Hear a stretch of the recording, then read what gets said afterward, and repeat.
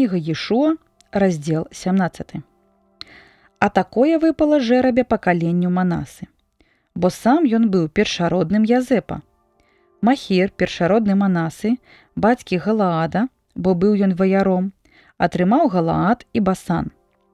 Сваю частку атрымалі таксама астатнія сыны Манасы па іх родах. Сыны Абіязэра і сыны Гелека, і сыны Асрыэля, і сыны Сахема, і сыны Хефера, і сыны Семіда. Гэта вось сыны Манасы, сыны Язэпа, мужчыны па родах іх. А Салфаат, сын Хефера, сына Галаада, сына Махіра, сына Манасы, не меў сыноў, але толькі дачок, якія называліся Маала, і Ноа, і Хегла, і Мелха, і Тэрса. І яны прыйшлі да Эліязара, святара, і Ешуа, сын Нуна, і князёў, і сказалі: Господ загадаў Майсею, каб дадзена была нам уласнасць між братоў нашых. І далі ім па загадзе Господа уласнасць між братоў бацькі іх. І выпалі Манасе 10 частак, апрача зямлі Галаад і Басан за Ярданам. Бо дочкі Манасы атрымалі спадчыну між сыноў яго.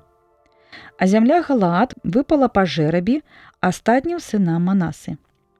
І мяжа ў Манасы была ад Асера, Махметат, што насупраць Сіхема, і мяжа паварочвае ўправа на Ясіп ля ручая Тафуа. Менавіта па жэрабе зямля Тафуа выпала Манасе, а горад Тафуа, які знаходзіцца каля межаў Манасы, належаў да сыноў Эфраіма. І мяжа сыходзіць да ручая Кана. На поўдзень ад ручая знаходзяцца гарады Эфраіма, апроч тых, якія меў Эфраім сярод гарадоў Манасы. Мяжа Манасы знаходзіцца на поўнач ад ручая і выходзіць да мора. Так што на поўдні знаходзіцца ўласнасць Эфраіма і на поўначы Манасы. І мяжой іх з'яўляецца мора. І з племем Асера мяжуюць яны на поўначы, і з племем Ісахара на ўсходзе.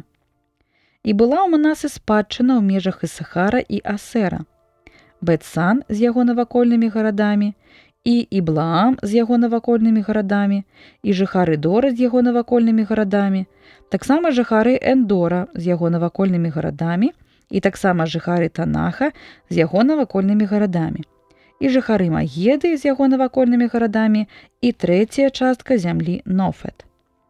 І сыны Манасы не маглі авалодаць гэтымі гарадамі, але хананеі засталіся ў гэтай зямлі. Калі ж сыны Ізраіля ўмацаваліся, яны пакарылі хананею і прымусілі плаціць ім падаткі, але не выгналі іх. І гаварылі сыны Язэпа да Ешуа, кажучы: «Чаму ты даў мне ўласнасць па жэрабе і адну толькі частку, хоць я маю такое мноства людзей і дабраславіў мяне Господ?» І Ешуа адказаў ім: «Калі ты з'яўляешся вялікім народам, ідзі ў лес і выкарчуй сабе абшары ў зямлі Феразеяў і Рэфаімаў. Калі ўладанне тваё на гары Эфраім цеснае для цябе». Яму адказалі сыны Язэпа: «Гор нам не хапае, і ўсе хананеі, што пражываюць на раўніннай зямлі, маюць калясніцы жалезныя, як жыхары Бет-Сана, і сумежных з ім мясцовасцей, так і тыя, хто жыве на раўніне Ізрагэль». І сказаў Ешуа дому Язэпа, Эфраіму і Манасе: «Ты народ вялікі і вельмі мужны. Не будзе ў цябе адна толькі частка. Але ты пайдзі на гару і высечы яе для сябе, і расчысці месца на пасяленне, і ты зможаш пашырыць межы твае, калі выганіш хананеяў, якія маюць жалезныя калясніцы і з'яўляюцца моцнымі».